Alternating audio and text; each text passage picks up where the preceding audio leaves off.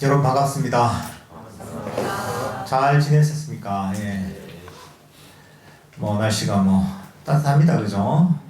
올겨울도 큰 추위 없이 시작하는 것 같습니다. 이번 아까 공지했었나요?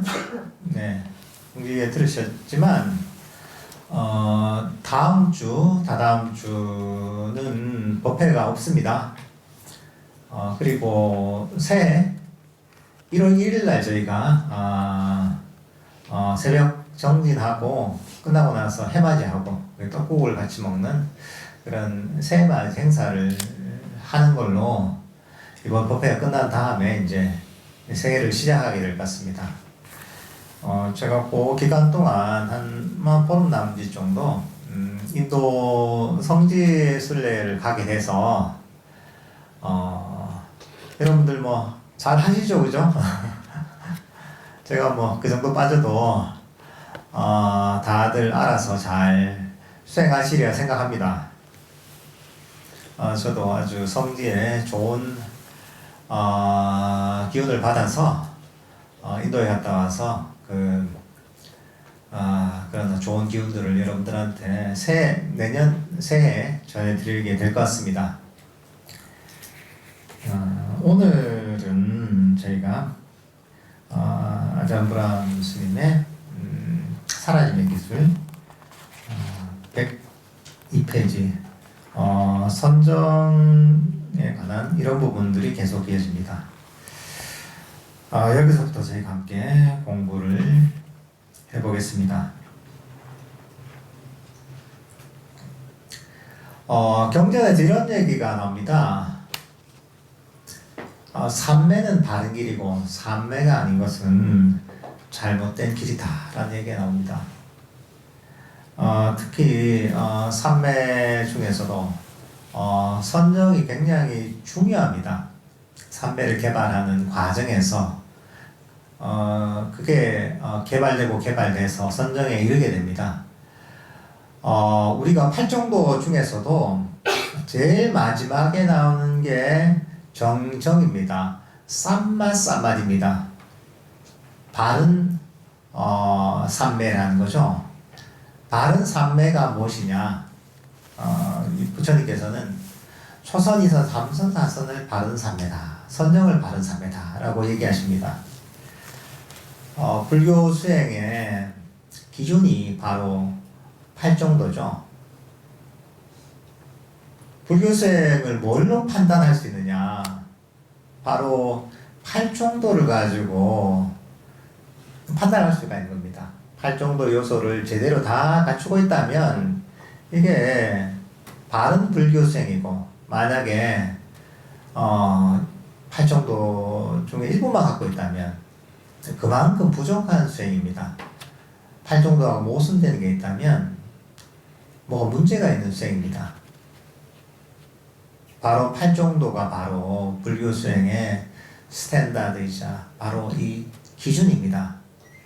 여러분들은 이런 어떤 기준들을 잘 알고 있어야 됩니다. 이 부처님의 가르침은 정확한 방법과 정확한 원리가 있습니다.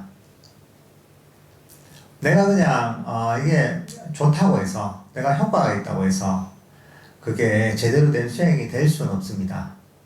이 개인적인 경험이라는 것은 굉장히 주관적입니다. 그리고 그 경험이라는 것의 어떤 중요도는 그 사람의 수준에 따라 그게 똑같은 경지라도 다르게 느껴집니다. 수행의 그릇이 작은 사람한테는 조그만 경험에도 이게 엄청난 경험이 되는 것이고, 제대로 된 어떤 수행의 큰 그릇이 있는 사람한테는 이게 별게 아닌 게 그냥 별게 아닌 정도로 이해가 되는 거죠. 근데 이제 그런 어떤 이렇게 되려면 바로 이 부처님의 수행이라는 게 정확하게 어떤 것이고 그것이 정확한 어떤 기준을 충족해야 되는 걸 알아야 됩니다. 근데 그렇게 해야지 수행이 제대로 됩니다. 그래서 이 불교 수행은 진보한 게 아닙니다. 기술은 진보하고 문명은 발전하지만 불교 수행은 가장 근본으로 돌아가는 게 가장 완벽합니다. 그래서 우리는 가장 근본적인 부처님의 가르침을 항상 생각해야 됩니다. 그리고 바로 그게 바로 팔정도라는 수행의 기준이고, 뭔가 헷갈리는 게 있다 이럴 때는 이게 팔정도에 맞는 얘기인가 아닌가를 한번 확인해 보시면 여러분들이 잘못된 길로 갈 일이 없습니다. 이 삼매는 근데 좀 오해가 좀 있습니다. 삼매라 하면 흔히 집중이다 이런 식으로 이해를 많이 합니다. 집중해야지 한단 말이죠. 보통 집중이라 하면 한 대상을 움켜쥐고 거기서 몰두하는 것으로 많이 생각하는데, 사실은 그런 단순한 집중이라는 단어는 삼매의 그런 본질을 많이 놓치는 단어입니다. 삼매라는 것은 마음이 고요하게 멈추는 겁니다. 핵심은 사실은 멈추는 거예요. 마음이 깨어있지만 멈추는 거예요. 달리던 마음이 멈추는 게 사실은 삼매의 핵심입니다. 우리 마음은 끊임없이 달리고 있거든요. 지금 가만히 앉아있어도 머릿속에서는 온갖 생각이 납니다. 그죠? 마음이 가만히 멈춰있는 게 아니라 온갖 잡념들과 상상들과 기대와 걱정 이런 것들로 마음이 끊임없이 달리고 있습니다. 지금 가만히 앉아있지만 벌써 머릿속에서는 이런저런 일에 대한 걱정이 있는 사람도 있을 겁니다. 아니면 오늘 그 잡아놓은 저녁 약속에 대한 그런 기대감, 이거 오늘은 얼마나 맛있을까, 이런 기대감이 벌써 머릿속에서 떠오르면서 벌써 마음이 그 맛있는 식당으로 달려갈 수도 있습니다. 잠시도 머물지 않는 거죠. 법회를 시작하면 이제 언제 끝나지? 공양주 분이 너무 음식을 맛있게 하는데 냄새가 참 좋은데 오늘 메뉴가 뭐지? 벌써 이제 마음이 그쪽으로 달려가는 거죠. 부정적인 생각이든 또는 기분 좋은 생각이든 마음속에 이런저런 생각이나 감정들로 마음이 끊임없이 달려갑니다. 근데 이게 끝이 안 난다는 게 문제인 거예요. 이 생각을 하다가 또 좀 지나면 다른 생각이 나고, 마음이 기분 좋았다가 갑자기 우울하기도 하고. 지금 우리가 이 바다에서 보면 파도가 잠시도 멈추지 않는 것처럼 끊임없이 우리 마음 속에서도 그런 끊임없는 파도가 일어납니다. 올라갔다 내려갔다 올라갔다 내려갔다. 마음의 파도가 좀 높았다가 좀 낮아졌다가, 하지만 절대로 멈추지 않는 거죠. 이게 보통 사람의 마음 상태입니다. 끊임없이 번뇌 잎사에 있는 중생들의 마음입니다. 삼매라는 게 무엇이냐? 그렇게 끊임없이 오르락내리락 하면서 움직이는 마음이 멈추는 겁니다. 고요하게. 마음은 깨어있지만 가만히 멈추는 겁니다. 예를 들면 명상 주제를, 호흡 같은 명상 주제를 알잖아요. 그러면 들숨과 날숨을 알게 되면 마음이 딴 데로 도망갈 시간이 없어요. 그죠? 들숨을 알고서 딴 데로 마음이 잠시 갔다가도 날숨을 알아야 되잖아요. 날숨을 알고 나서 마음대로 마음이 턴 것처럼 가고 싶은데 다시 들숨을 알아야 되잖아요. 머리 도망을 못 가는 거예요, 이게. 그러다가 나중에는 마음이 점점 멈추는 훈련이 되는 겁니다. 때로는 지혜로서 이걸 끊어내기도 합니다. 어떻게 하느냐? 마음이 이런저런 잡념이 일어나서 거기에 완전히 빠졌을 때, 자신의 어떤 마음을 되돌아보는 거죠. 이 생각이라는 게 떠다니 구름처럼 실체가 없는 것인데, 일어났다 사라지는 환영에 불과한 것인데, 이런 깨달음이 일어날 수 있단 말이죠. 하면서, 이거 쫓아갈 필요가 없구나 하면서 놔버리는 거죠. 놔버리면 마음은 이대로 멈추는 겁니다. 이게 지혜로서 멈추는 방법이에요. 법에 대한 이해를 통해서 본질을 꿰뚫어 보면서 거기에 쫓아가지 않는 거죠. 감정이라는 것도 실체가 없기 때문에 그것도 놔버리고, 생각도 실체가 없기 때문에 놓아버리고, 이런 느낌도 일어났다 사라지는 이것도 실체가 없는 것을 알게 놓아버리고, 놓아버리면 우리는 거기에 끌려다니지 않는 거죠. 마음이 이대로 멈추는 거죠.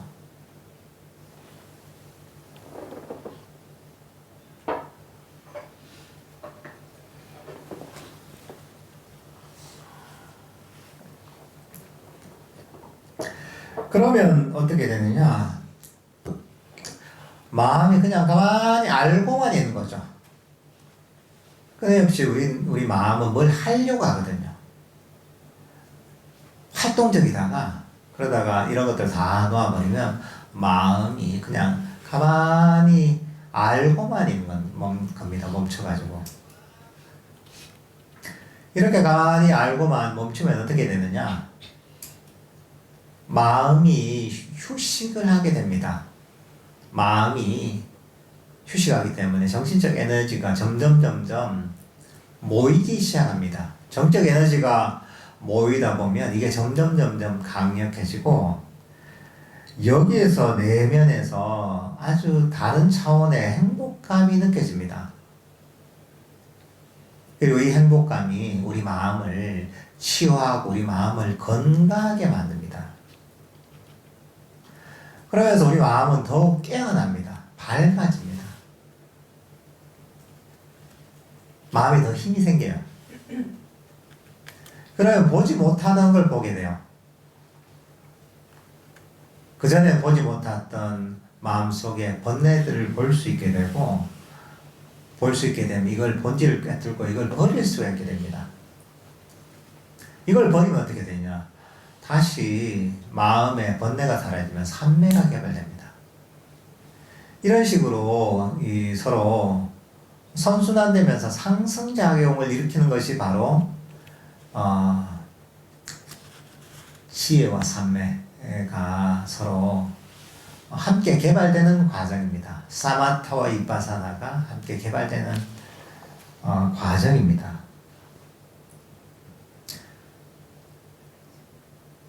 그러니까 마음이 고요하게 멈춰서 마음이 점점 깨어나고 밝아지고 강력해지고 행복해지다 보면 그러면 누구나 이게 자신이 긍정적인 방향으로 가고 있음을 알게 됩니다. 나는 더욱 평화로워지고 더욱 고요해지고 더욱 행복해지는 방향으로 가고 있구나 하고 스스로 알 수 있습니다. 누구나. 훨씬 더 차원 높은 행복을 경험하게 됩니다. 제가 옛날에 한 10여 년 전에 인도 성기술을 처음 갔었거든요. 2달 정도 이렇게 다녔는데 대중교통을 타고 다녔어요. 그래서 기차 같은 걸 탔는데 극과 극의 체험을 해본 적이 있어요. 한 번은 아주 시골에 보면 작은 노선들 있잖아요. 작은 마을들을 연결하는 그런 노선에 열차를 타면 거기에는 뭐 정해진 좌석이었거든요. 우리나라로 치면 옛날 비둘기호 같은 이런 거죠. 근데 거기에 진짜 기차를 타는 과정이 정말 그야말로 이제 지옥을 통과하는 것과 비슷하거든요. 표 사는 것부터는 정말 지옥이에요. 인파를 뚫고 그게 줄도 없으니까 겨우 한 장을 사서 그 다음에 이제 이 기차를 타는 것도 보통이 아니거든요. 기차가 멈추기 전에 사람들이 달리기 시작해요. 달리기 시작해서 좀 젊은 애들은 막 창문으로 뛰어들어서 막 타기도 하고 또 겨우 타고 나면 당연히 자리가 없죠. 뭐 이해가 되는데 여기는 어느 정도냐면 위에 짐칸 있잖아요. 짐칸에 사람들이 이렇게 앉아있어요. 그러니까 기차의 이런 공간 안에 빈 공간이 없는 거야. 확 들어서 하는 거야. 그래서 만약에 한 발을 내가 들었다 이러면 벌써 다른 발이 와 있어요. 외발로 이렇게 오래 가야 되는 거예요, 이게. 근데 그걸로 끝나는 게 아니라 그 복잡한 데서도 뭐 장사도 하고 뭐 구걸하는 사람도 있고 막 거기서도 난린 거예요, 이게. 그러니까 정말 이제 상상을 초월하는 그런 경험을 하게 되거든요. 그렇게 기차를 탈 수도 있고 또 거기 보면 인도가 또 기차를 많이 타다 보니까 국토가 넓잖아요. 그러다 보니까 또 거기도 뭐랄까 이제 이 잠잘 수 있는 슬리핑 그런 이제 그 좌석이 있어요. 체어가 있어요. 근데 그런 데는 그것도 뭐 다 단계가 있거든요. 그 중에 그 큰 좀 뭐랄까 이제 사람들이 많이 다니는 곳을 망복한 그런 노선 같은 경우에는 정말 고급 칸이 있어요. 1등석이 있는데 1등석에 그런 어떤 침대 칸이 있는데 거기에 방처럼 이제 칸이 있는데 따로 돼 있어요. 문이 따로 있고 거기에 딱 베드가 딱 2개 있는 거야. 엄청 안락하죠 이게. 그 방에 딱 베드가 2개 있고 거기에 이제 2사람이 앉아가는 거거든요. 좀 어색하죠 이게. 근데 비교가 안 될 정도로 안락하거든요. 거기 서비스도 너무 좋고.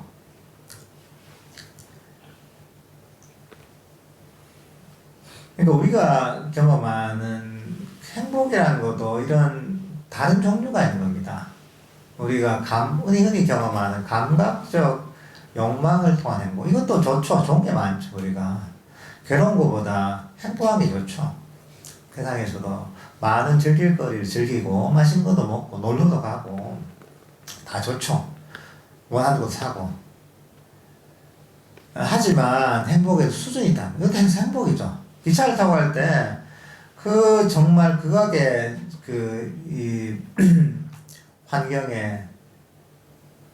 환경을 경험해야 되는 그런 기차를 타고 갈 수 있는 것이고, 가장 낮은 등급의 기차를 타고 갈 수도 있고, 때로는 제일 비싼, 제일 안락한 그런 기차를 타고 갈 수도 있잖아요. 뭐 기차라는 건 똑같죠. 하지만 우리가 경험하는 안락감이랄까, 행복감이랄까 이런 건 다르잖아요, 그죠? 마찬가지입니다. 우리가 행복이라고 얘기하는 것들은 있지만 행복이라는 게 이 불교 수행을 통한 행복은 차원이 다르다는 거예요. 우리가 세속에서 경험하는 내가 원하는 걸 먹고 원하는 것을 보고 원하는 물건을 사고 이런 행복이 어떻게 보면 감각적 욕망을 충족시킨 행복이에요. 그리고 금방 얘기했듯이 달리던 마음을 멈추고 마음속에 일어나는 이런저런 번뇌들을 놓아버림에 의해서 생기는 멈춤의 행복이 있는 거예요. 마음이 멈춰서 쉬면서 생긴 행복이 있는 거예요. 삶의 행복이 있는 거예요. 근데 이런 것들은 정말 안락한 1등석 기차와 같은 그런 행복이라는 거죠. 완전히 다른 종류의 행복이 있는 겁니다. 훨씬 차원이 높고 수준이 높은 행복이 있는 거죠. 여러분들 선택을 하라면 어떤 걸 선택하겠어요? 기차 타고 왔는데 정말 비둘기와 같은 정말 사람이 미어 터져가지고 그런 어떤 기차를 타고 갈래? 아니면 딱 2명이 들어가는 한 칸에 그런 1등석 기차를 타고 갈래? 하면 어느 기차를 선택하겠습니까? 누구나 안락한 1등석을 선택합니다. 지나고 나면 그 나름 그것도 재미가 있었나 하지만 요번에 타라고 못할 것 같아요. 한 번으로 충분하다. 근데 사람들은 맨날 그렇게 미어 터지는 비둘기와 같은 그런 어떤 행복만 누리다 보니까 그게 전부인 줄 아는 거야. 부처님께서 보시기에도 사람들이 너무 안타까운 거예요. 그렇게 힘들게 지내는데도 불구하고 그게 정말 행복한 줄 알고 그것만 행복인 줄 알고 사는 중생들이 얼마나 안타까우시겠어요. 아니 그보다 훨씬 편안하고 안락한 행복한 길이 있는데 부처님께서 그 길을 가르쳐 주신 거죠.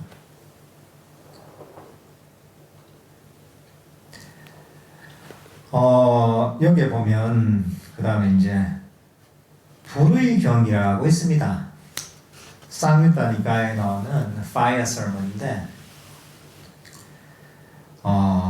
이 모든 것이 불타고 있다라고 얘기합니다. 우리의 감각도 불타고 있고 보고 듣고 냄새 맡는 오감의 감각도 불타고 있고 바로 이 감각의 대상들 눈이나 코나 입이나 이 모든 것들도 불타고 있고 그리고 그 인식들도 불타고 있고 바로 그게 우리의 탐진치 때문에 우리의 감각이 우리의 마음이 괴로움으로 불타고 있다 이렇게 법문을 하시거든요. 이 부처님께서 보면 이 불의 경을 누구한테 설했냐면 가섭 삼형제라는 당시에 외도에 스승들이 있었어요. 당시에 대단한 세를 이루고 있었어요. 삼형제가 나름 이제 외도로서 유명해서 종교 지도자였어요. 그래서 큰형한테 제자가 500명 있었고 두 번째한테 제자가 300명 있었고 세 번째 막내한테 제자가 200명 있어요. 총 1000명의 제자가 있었어요. 대단한 큰 수행 집단의 우두머리였죠. 근데 이 사람들이 어디서 활동했냐면 바로 보드가의 그 근처에서 활동했어요. 그 보드가의 그 네란자라 강이 흐르거든요. 그 일대에서 아주 유명한 명상의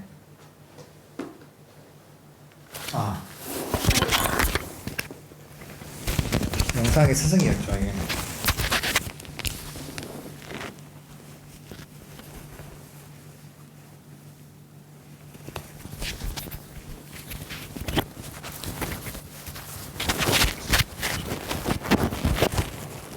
근데 당시에 이제 성가모니 부처님께서 이제 인연 때가 된 거죠, 이게.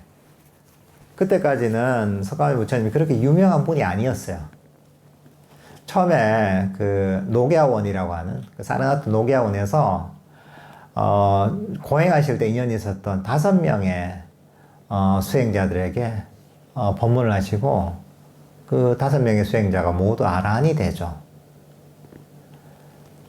그 다음에 야사라는 그런 바라문 청년이 있었어요. 부잣집 아들인데, 바라나시, 사르나트에 멀지 않은 바라나시에 있던 그런, 바라문 청년인데, 그 청년하고 이제 친구가 이제 54명 있었어요. 그래서 55명한테 가르침을 펴서 이 모두를 아란을 이제 만들고, 그리고 나서 그 당시에 이제 60명의 제자가 있었어요. 그리고 모두 아란이 됐어요. 그리고 나서 이제 다 아란이 되고 할 일 다 마쳤으니까 너희들은 각자 갈 길을 가서 가르침을 설해라 나한테 배운 본인이 터득한 그렇게 이 다들 포교를 하라고 인도 각지로 보내고 흩어서 보내고 나서 그 다음에 석가모니 부처님께서 이 1000명의 제자를 거느린 이 가섭 사명제를 교화를 시작하시는 거예요. 지금으로 치면 이제 이 그 보드가의 근처에 있는 가야라는 곳에 언덕이 있거든요. 거기서 이 사명제한테 이 불의경을 설합니다. 모든 감각이 그리고 모든 마음이 바로 이 탐진치 때문에 불타고 있고 그렇기 때문에 모든 괴로움이 생긴다. 이런 법을 아세요. 이 부처님께서는 이것을 이런 탐진치로 인한 괴로움의 불을 끄는 그런 수행법을 가르쳐 주시는 거죠. 이게 바로 삼매와 시혜를 개발하는 바로 이 수행법인 거죠. 우리가 수행을 하면 마음의 불길이 가라앉기 시작합니다. 우리를 뜨겁게 태우던 마음의 불길이 가라앉습니다. 바로 이런 마음의 불길의 연료가 보면 바로 탐진치라는 거죠. 끊임없이 더 원하는 욕망과 그리고 끊임없이 불만족하는 이런 불만족 악의와 어리석음이 바로 이런 괴로움의 불을 일으키는 연료가 되는 거죠.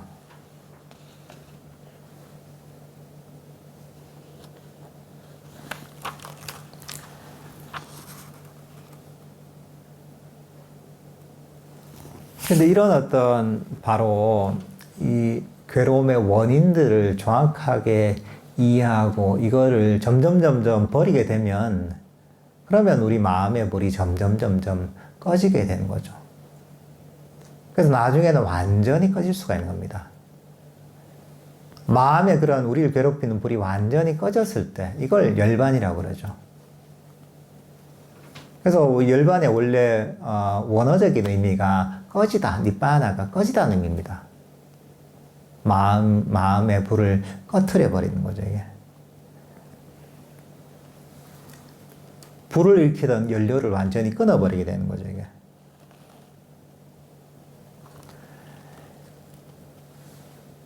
근데 이런 어떤 수행의 과정에서 끊임없이 우리 마음의 불길을 일으키는 연료를 공급하는 어떤 이제 하나의 우리의 안 좋은 습관 중에 한 가지가 뭐냐면 끊임없이 개입하는 겁니다. 수행할 때도 그렇습니다. 수행할 때도 끊임없이 내가 통제하고 개입하려고 합니다. 호흡 명상할 때도 가만히 안 두죠. 가만히 물러서서 알기만 하면 되는데 끊임없이 개입하는 거죠. 호흡을 고요하게 만들어야 되고 길게 만들어야 되고 이렇게 해야 되고 저렇게 해야 되고 개입하는 거죠. 개입하다 보면 그냥 가만히 놔두면 저절로 가라앉는 뭐랄까 이제 흙탕물의 흙처럼 그 가라앉아야 되는데 가라앉도록 우리 마음이 가라앉도록 내버려 두질 않는 거죠. 우리 몸에 대해서도 마찬가지입니다. 몸에 대해서도 가만히 안 놔두는 거죠. 몸이 조금만 불편해도 왜 불편하지? 조금만 내가 다리가 저려도 왜 다리가 저리지? 조금만 소리가 들려도 왜 이런 소리가 들리지? 자꾸 끊임없이 개입하는 거죠. 개입하다 보면 문제가 커지는 거예요. 개입하다 보면 이게 사라지지가 않는 거예요. 근데 우리가 개입을 멈추잖아요. 그러면 저절로 모든 것이 가라앉고 저절로 모든 것이 사라지게 되어 있습니다, 이게.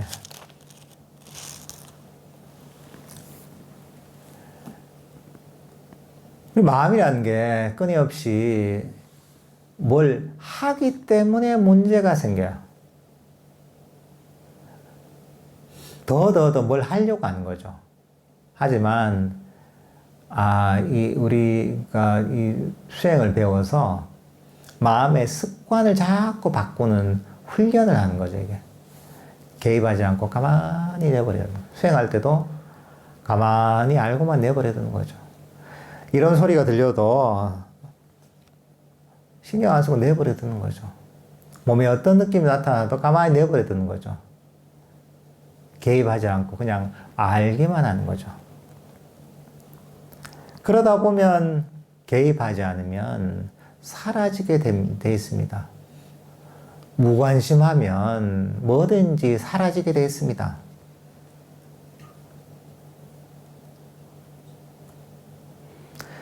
근데 우리가 왜 그럼 가만히 내버려 주지 못하고 끊임없이 개입하느냐? 거기에 대한 집착이 있으니까 그런 거죠. 이게 내 거란 집착이 있는 거예요. 내 호흡이고, 내 몸이고, 내 소리고, 내 느낌이고. 그러니까 그걸 가만히 내버려 두지 못하는 거야. 근데 이제 단계적 훈련을 통해서, 호흡도, 이 내게 아니지, 내버려 두고. 소리도 내게 아니지, 내버려 두고. 몸도 내게 아니지, 내버려 두고. 자꾸 이렇게 놓아버리다 보면, 5가지 감각의 영역이 점점 사라지게 됩니다. 수행의 과정은, 이게 책 제목이 사라짐의 기술이잖아요. 사라짐의 과정이라는 게, 우리의 수행의 경험을 통해 느껴지게 됩니다. 명상을 하다 보면 그렇죠. 이제 여러분이 몰입되다 보면, 다리도 사라지고, 팔도 사라지고, 몸이 완전히 사라지게 됩니다. 5가지 감각 영역이 점점 사라지게 됩니다, 이게. 사라지게 된다는 건 어떻게 보면 마음에 우리를 짓누르고 있던 짐들이 점점 내려놓아지는 과정입니다. 짐을 내려놓으면서 우리 마음은 더욱 편안해지고 더욱 안심이 되고 그동안 짐들 때문에 괴로웠던 마음이 행복해집니다, 이게. 그러니까 수행의 과정에서 우리가 이 5가지 감각 영역을 단계적으로 놓아버림으로 인해서 평소에 경험하지 못했던 마음의 평화와 행복,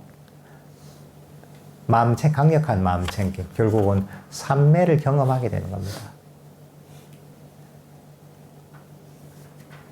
이걸 통해서 다시 치혜가 또 개발되는 거죠, 이게.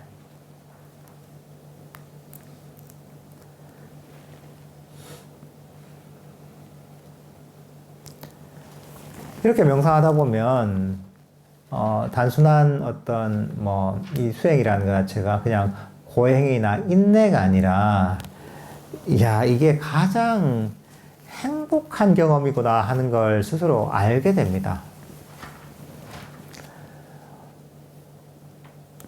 수행을 안 해본 사람들은 알 수 없겠지만 이해가 안 되죠. 왜 세상에 즐거움이 얼마나 많고 재밌는 게 얼마나 많은데 가만히 앉아가 재미도 없구만. 이게 무슨 음악 소리 하나 없고 어디는 최소한 물소리라도 하나 틀어주고 어디 배경음악이라도 하나 깔아주고 하는데 명상하면 여기는 물소리도 없고 하다못해 어디 명상음악도 하나 안 깔아주고 조용하단 말이죠. 무슨 특별한 활동이 있는 것도 아니고 가만히 앉아가지고 그럼 뭔 재미를 하냐. 하지만 어떤 재미보다 대단한 재미와 즐거움이 있는 겁니다.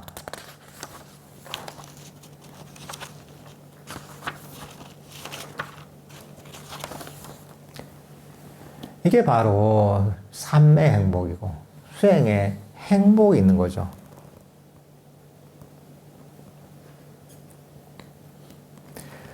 우리가 번뇌를 놓아버리잖아요, 그죠?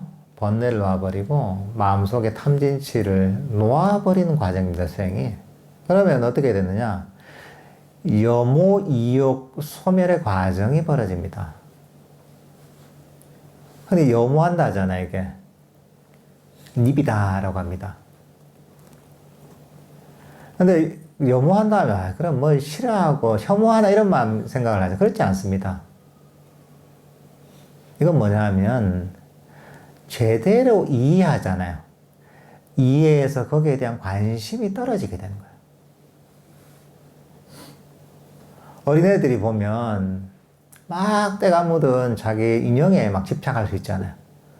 다 때가 묻어가 지저분하고 막 떨어지기도 했는데 그 인형을 어디 버리려고 하면 애가 막 울고불고 난리를 쳐요. 거기에 대한 집착이 있는 거죠. 그게 너무 소중하고 대단하게 보이는 거죠. 하지만 그 애가 철이 들고 나이가 들면 어떻습니까? 인형을 줘도 안 해요, 그거. 왜? 그거 뭐 별로 중요하지 않다는 걸 아는 거야. 그걸 인형을 미워하거나 싫어해서 그런 게 아니라, 이게 별로 중요하지 않다는 걸 아는 거야. 관심과 흥미가 떨어지는 거야. 혐오라는 것도 비슷한 겁니다. 평소엔 우리가 이런저런 생각이 중요하죠. 이런저런 감정이 중요하죠. 그럼 거기 훅 빠져 있단 말이에요, 예를 들면. 근데 좀 지나고 나면 법을 이해하고 삼매와 지혜를 개발하다 보면, 저거 별로 중요하지 않네. 별로 관심 가질 게 아니네. 때로는 그렇죠, 이제. 세속에서 경험한 행복들이 그 전에 어마어마하게 대단했는데, 별로 재미가 없는 거네, 상대적으로. 수행의 행복에 비하면. 그런 것들을 꿰뚫어 아는 거죠. 그러면 관심이 없어지는 거예요, 이게.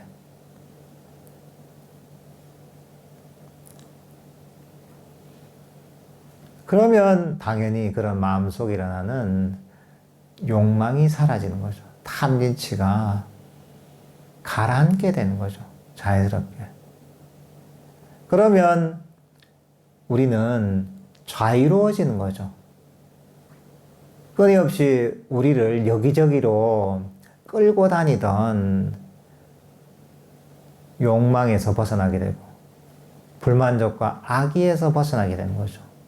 그런 번뇌의 그런 통제에서 벗어나게 되는 거죠. 밧줄에 묶여 있다가 거기서 풀려나는 겁니다, 이게. 근데 이게, 의지로서 한 게 아니라 저절로 그렇게 된다는 거죠, 이게.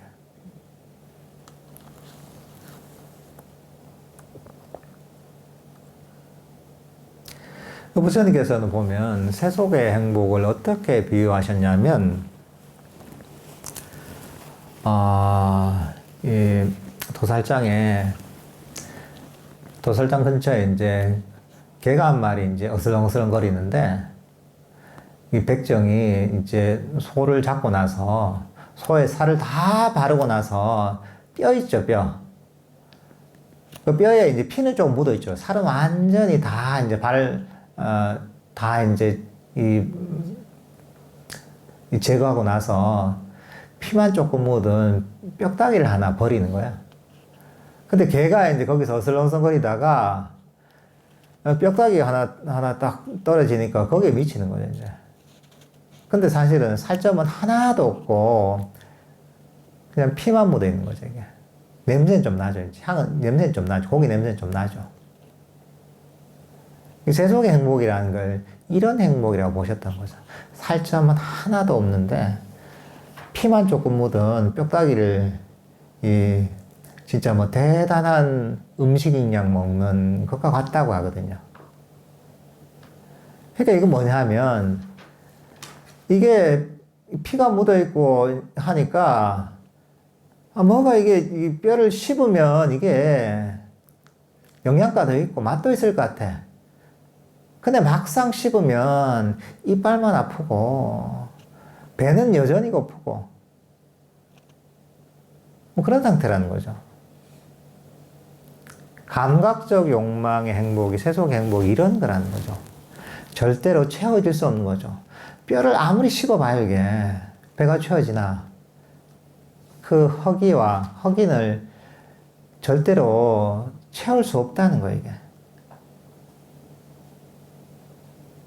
근데 부처님께 얘기하신 수행의 행복은 어떤 것이냐?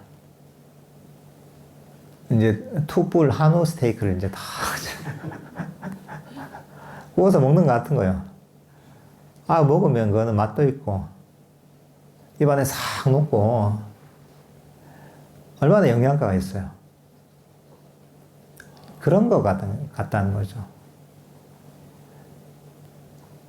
누구나 어떤 사람이든 피가 묻은 뼈다귀를 원하겠어요? 아니면 툭불에 한우 스테이크를 원하겠어요? 뼈다귀를 원하는 사람 없습니다. 사람도 몰라서 그런 거예요, 그냥. 그러니까 여러분들 삶을 잘 한번 살펴보면, 내가 이걸 이루면, 이걸 얻으면, 이걸 사면 정말 더 이상 바랄 바가 없을 것이다 라는 생각을 했을 거예요. 하지만 어때요? 지나고 나면 또 다른 원함이 생깁니다.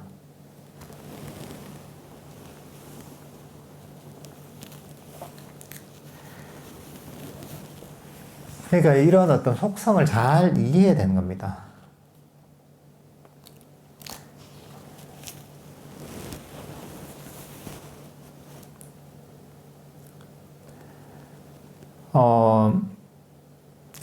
그리고 그렇지만 수행의 행복이라는 것도 이게 즉시 느껴지는 건 아니에요. 우리가 좀 인내심이 좀 있어야 됩니다. 우리가 배운 대로 우리가 단계적으로 수행을 하잖아요, 뭐. 하지만, 나는 수행을 했는데 왜 수행에 즐거움이 없지? 스님이, 투불 한우 맛이라던데. 그 맛이 아닌데. 왜 그럴까? 근데 이게 수행의 행복이라는 것도 시간이 걸립니다. 여기에 이제 어떤 비유를 하셨냐면, 우리가 옛날에 옛날에 한참 유명했던 게 매지가 이런 게 있잖아요. 그죠? 눈을 이렇게 싹 뜨면, 그게 막, 보이지 않던 막 그림이 보이잖아요. 그죠?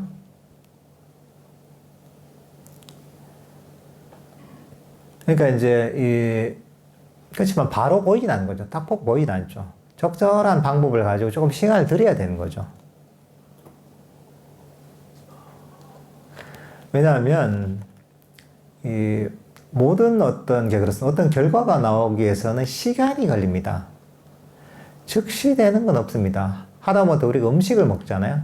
음식을 먹어도 먹자마자 1초 만에 내 영양소가 흡수되는 게 아니잖아요. 1초 만에 배가 차는 거 아니잖아요.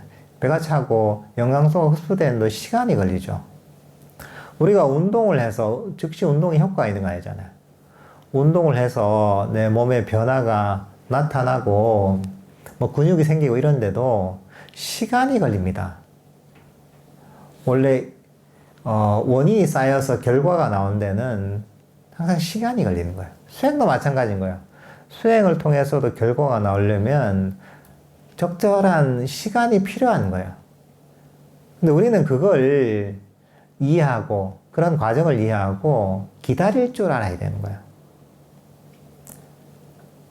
근데 기다리지 못하고 왜 지금 빨리 안 오지? 왜 지금 안 되지? 이런 마음을 가지면 그런 어떤 이제 욕심이 내가 이 바로 수행의 결과를 다 망쳐버리는 거예요.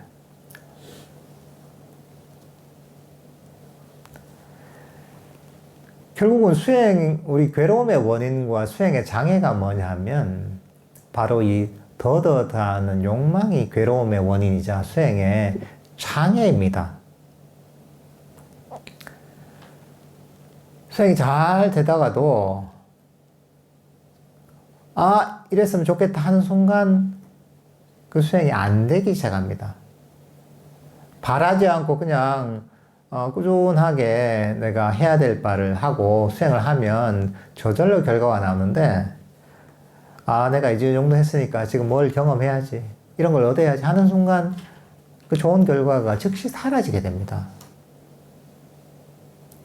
그 욕망이 역설이 있는 겁니다. 세상에 다른 것은 뭐 내가 원하는 걸 계속 원해도 그걸 성취하는데 큰 문제는 없어요, 대체로. 하지만 불교 수행이라는 건 그게 안 되는 거예요. 왜? 바로 괴로움의 원인이자 수행의 장애가 바로 더하는 원함이라는 거야.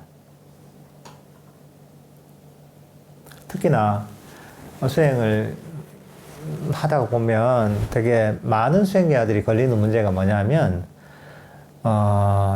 특별한 좀 경험을 했을 때가 문제가 돼요. 어떤 경우에는 수행을 얼마 안 했는데도 되게 좋은 경험을 할 때도 있어요. 아주 행복하고 즐거운, 때로는 상당히 기쁜 경험을 할 때가 있죠. 굉장히 인생에서 기억할 만한 그런 행복한 경험이란 말이죠. 그러면 우리 마음이 어떻게 작동하냐? 이거 다시 얻어야지. 다음에 또 수행할 때마다, 그때 그거, 그래, 그걸 얻어야지. 너무 좋았어. 근데 이제 그렇게 원하면 절대로 그 전에 경험했던 아주 행복한 경험을 다시 할 수가 없습니다. 왜 그때 그렇게 명상이 잘 됐고 좋은 경험을 했느냐? 별 생각 없이 한 거예요, 그냥. 배운 대로. 뭐, 잘 모르니까 욕심 없이 그냥 한 거야. 욕심 없이 하다 보니까 자연스럽게, 마음이 개발되고, 욕심이 없으니까, 장애가 없으니까, 명상이 상당히 깊이 들어가게 되고, 거기서 수행의 어떤 행복감을 경험하게 되는 거죠.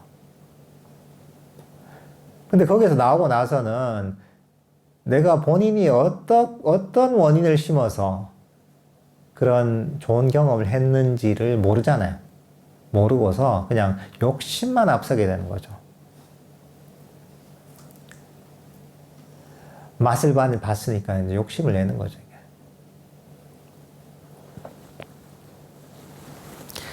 그러니까 우리는 이 법에 대한 바른 이해가 있어야 됩니다. 그렇게 해야지, 이전에 했던 좋은 경험들을 반복적으로 경험할 수 있고, 그리고 거기서 더 발전할 수가 있는 겁니다. 오랫동안 수행한 수행자들도 보면 그런 경우 많아요. 우연히 어떻게 한번 깊은 좋은 경험을 해요. 평생 다시 경험 못하는 경우도 많아요. 근데 본인은 왜 내가 그런 깊은 좋은 경험을 했는지를 몰라요. 법에 대한, 법의 어떤 인과법에 대한 바른 이해가 없으니까 일회성으로 그치고 마는 거야. 근데 우리가 이런, 인과법을 알잖아요. 그러면 우리가 이런 지혜를 자꾸 개발해야 되는 거죠. 그래. 욕심을 통해 되는 건 하나도 없지. 바로 이 원함을 내려놓는 단계적 수행을 통해서 이렇게 내가 좋은 경험을 한 거지. 이걸 자꾸 가르치는 거죠. 가르치고 이 순간에 해야 될 수행을 하는 거죠. 원함을 내려놓고. 이러다 보면 자연적으로, 점진적으로 수행은 계속 깊어질 수가 있고,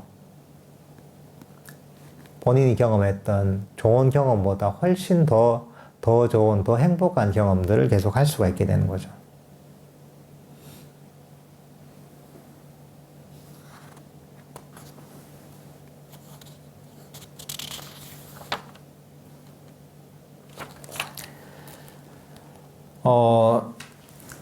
근데 이게 뭐 특별한 사람만 할 수 있는 건 아니거든요. 누구에게나 똑같이 마음의 원리는 적용이 되거든요. 나이가 적든 많든 남자든 여자든 IQ가 높든 낮든 아무 관계가 없습니다.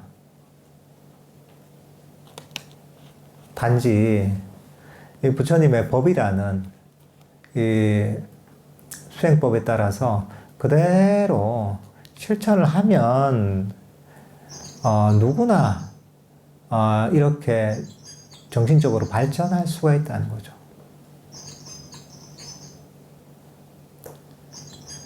어떻게 보면 부처님께서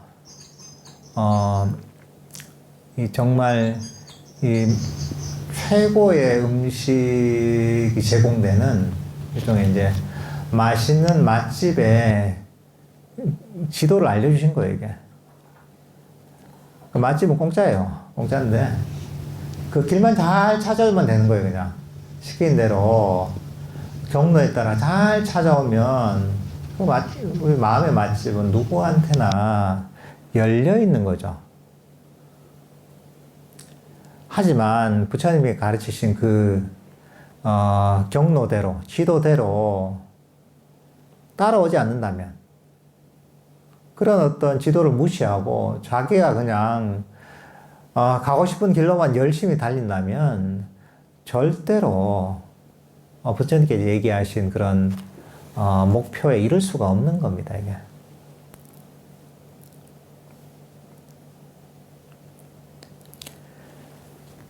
그리고 우리가 그 가르침을 따라서 수행을 하면 할수록 이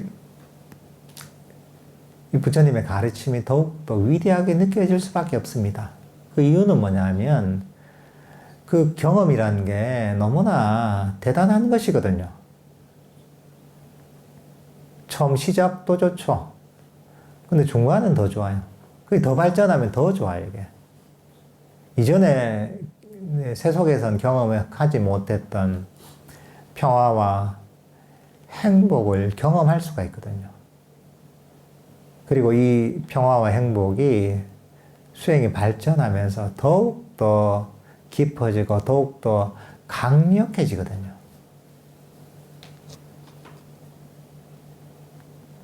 그런 것들을 좀 경험하다 보면, 이게 정말 이 부처님의 수행법이라는 게 우리를 진정한 행복으로 이끌어주는 그런 위대한 가르침이구나 하는 걸 실감하게 되는 겁니다. 행복에도 정확한 법칙이 있는 겁니다. 부처님이 위대하신 이유는 뭐냐면 바로 누구나 실천할 수 있는 행복의 법칙, 그 길을 가르쳐 주셨기 때문입니다.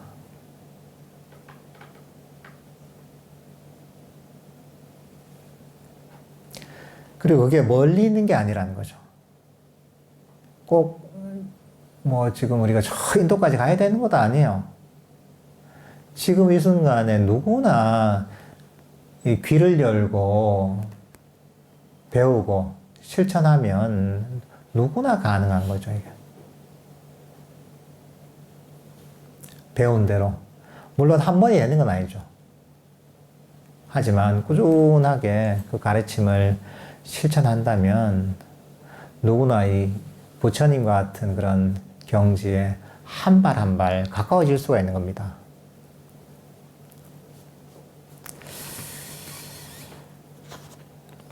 네, 그럼 오늘 법문은 이 정도로 하도록 하겠습니다.